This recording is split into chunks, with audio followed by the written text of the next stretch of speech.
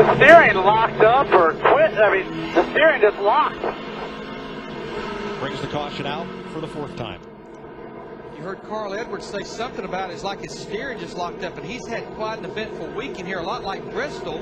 He crashed in practice here on Friday, only got 6 laps, qualified deep in the field. They actually got the car pretty good in practice, but a lot of damage on that car. There's definitely some problems. Darryl, if you suddenly lose the power steering, can it feel like it just locks up on you? Oh, yeah. Oh, he gets up on the curb. It's gone. I tell you, when you have low air, you hit the curb, more likely you just can't get the thing to turn because it sticks with power steering. See what Murray looked at here. This is what he thinks. They think Carl's going to stop down there, but Carl lets off the brake spot. Go high, no. Go low, no. You're right in the middle of it. Trouble here. Lap 91, the 41 car, Sorensen, David Reagan, 19 of Elliott Sadler. Heavy damage on Eric Almirola's Chevy in the front end. And he's got damage on the front, damage on the back. The guy gives a pinball out there, Andy. He got tore up big time, the 01 car did. Let's see if we can show you what happened.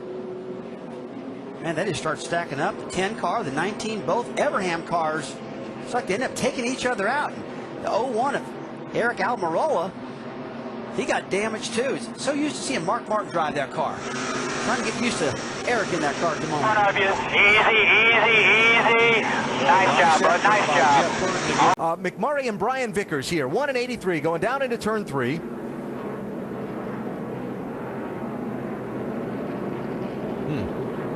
Well, I'm going to give Brian Vickers the benefit that he got a little loose right there. Hard shot for McMurray there.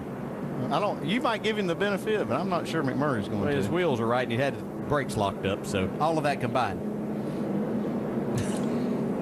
Now laying on the racetrack, and then when Vickers comes by, McMurray, well, I know baseball season just ended, but we'll call that a swing and a miss. For sure.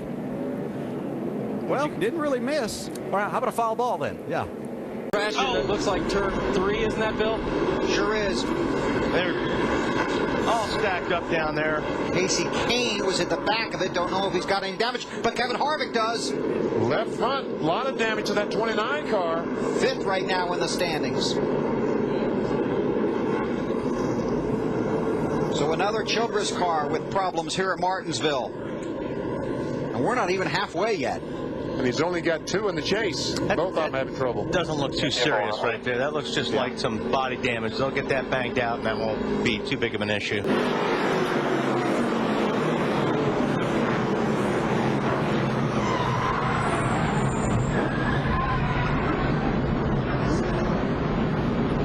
See, at 41 to read Sorensen's around, but it happened up before him. The 10 car gets in the back out. Scott Riggs gets in the back of Sorensen. Around he goes. But one of those accordion effects. Yeah, right. It happened about 10 car lengths in front of them, and it finally caught up with these 2 guys. On board with Kurt Busch, Miller Lite Dodge. Check up. Watch him down. Watch him. Come on. You're clear. Hang on to it. Well, trouble turn 4. Oh, Labonte gets spun by Almirola, and here's it. And Jeff Gordon looks like he'll just get his car stopped, as well as Jimmy Johnson in the 48. There you see Truex Jr. in the 1. He's backwards, and the whole field has just had to stop. Now, what will be interesting, NASCAR has access to all of the video replays of not only the incident, but who stopped on track, and we'll see who they judge being involved in the accident and who won't. But pretty much, when everybody takes off, you fall in line as you go. Another fine mess you got me into. There is a little bit of damage on the front end of that 24 he car. got a little bit. I don't think it hurt anything. He just nerfed that 5 car, I think it was. This was a battle for second. And Eric just gets in there and gets in the side of Bobby Labonte, and then around they all go. Chain reaction from there. And that's perhaps an example of aggression without patience. Do you see that 48 car slide through there? Watch this. I think kind of a combination of 2 things. Eric is trying to close the hole that Bobby Labonte was trying to get down in. And turn hard. Well, we mentioned there's been a caution in the final 10 laps in 7 of the last 10 races here. Now make it 8 of 11. Well, hard lick by the 82 of Scott Speed. Didn't have a hard time. He just can't get a break. 14th time today here, coming out with just 6 laps to go. Turn 1. Whoa. Well, if he'd have made that corner, he'd have passed about 3 cars, but unfortunately, it was just a little too much speed right there. No pun intended. Yeah, I was going to add that for you. Now, he can go in there wide open next week at Talladega, but it's tough to do here at Martinsville. Let's see, watch him on the outside. You have to wonder, too, it might have been a little brake failure there. You're at the time of the race right now that Brad Keselowski losing spots. Is there trouble on the 2? Now he's got problems. Casey Mears into the back of him. Hold on. Caution, caution, caution, caution. And more collected. Lost your transmission for no reason. I haven't missed a shift or anything. Coming at you. Transmission problems on the 2 lead to this mess on the front straightaway, and another headline for one of the championship chasers in the final 68 laps here in Martinsville. Yeah, he tried to get out of the way, so you can tell something happened to the car. Coming to pit road right now. And he got up out of the groove and out of the way in the corner, but when they got to the straightaway, he was just right in the middle of the groove. Yeah, it's just nowhere to go. Very narrow front stretch here when things start happening.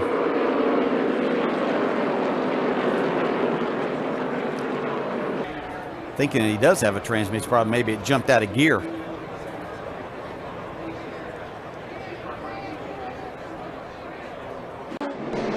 In the wall hard goes Casey Kane Hold the brake, buddy. and Martin Truex. Hold the brake. Wow. That was huge. Look at that car. And you think they're not going fast here. Martin's all right. Unhooks his cool tube. Look at that thing. What a hit.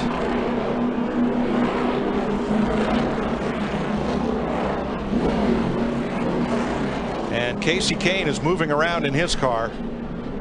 Martin went over to check on him. Darrell, that might be the hardest hit I've ever seen at this small a racetrack.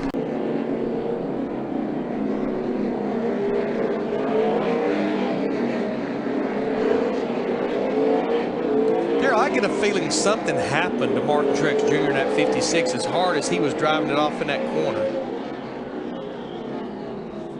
Sure does. I mean, he wasn't even able to slow it down, it didn't look like. I bet well, it's hard to say about brakes, but that looks like a car that lost its brakes. Toyota. Yeah, he never even started.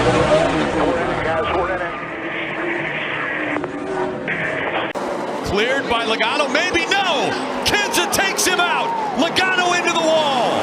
Caution comes out and the crowd roars.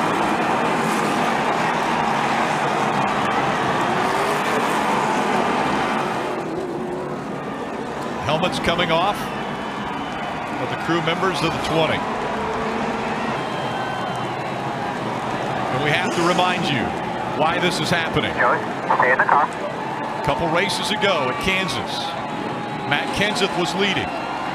This is what just took place. And clearly the 22 is lapping the 20, and 20 obviously intentionally wrecked him. And like what happened the week before was more than 2 weeks before was more than it should have been, and just flat wrecking.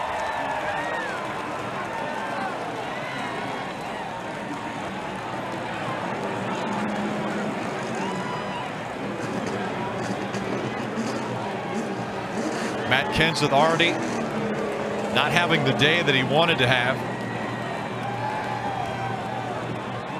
And the opportunity presented itself at a short track. Still down there. Still down there. Still down there. Still down there.